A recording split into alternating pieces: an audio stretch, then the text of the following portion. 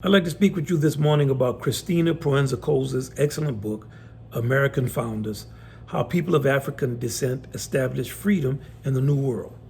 But we're going to start by talking about Jelly Roll Martin, who was speaking to Alan Lomax on the egalitarian nature of jazz at its inception. He detailed the facts of who played what and why. Here's Jelly. New Orleans was the stomping grounds for all the greatest pianists in the country.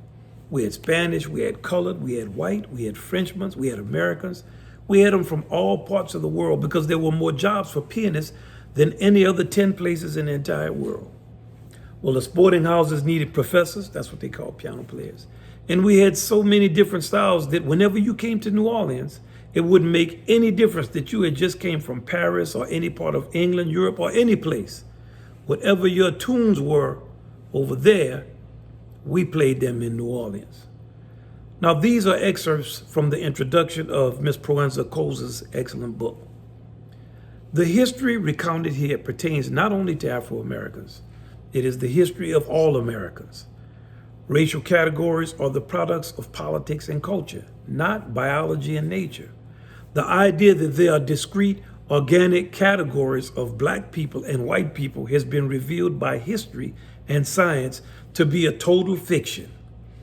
A great number of the Americans who advanced democracy were the descendants of slaves and slave owners, in addition to the countless Americans and their progeny who are literally the descendants of slave and slave owners.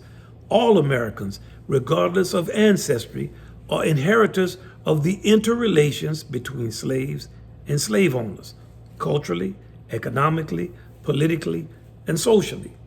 American history is not black or white, slave or free. It is both. We are both. And this realization will help us to better understand our past and our present. Now, this is me talking about this next excerpt. It's akin to Ralph Ellison's anti-tribal perspective in Invisible Man. He once expressed to me that the protagonist of his book was exploited by members of all tribes, and that his invisibility came from realizing the limits of sectarianism and retreating underground to plan his next move. Ms. Proenza-Coles goes on to say, Afro-Americans sought to advance freedom in highly variable and sometimes conflicting and violent ways. Individuals of African descent were not consistently victims or heroes. They were Americans navigating particular cultures and contexts with individual motives, allegiances, ambiguities, and concerns. What this panoply of historical actors had in common was a powerful orientation to the ideologies of liberty and justice. What unites the disparate endeavors of Afro-Americans described here, individuals from epochs and distinctive regions, each with particular bearings and circumstances, was that their major loyalty was not necessarily to a place or a people, but to a principle: freedom. That's what we're talking about, freedom.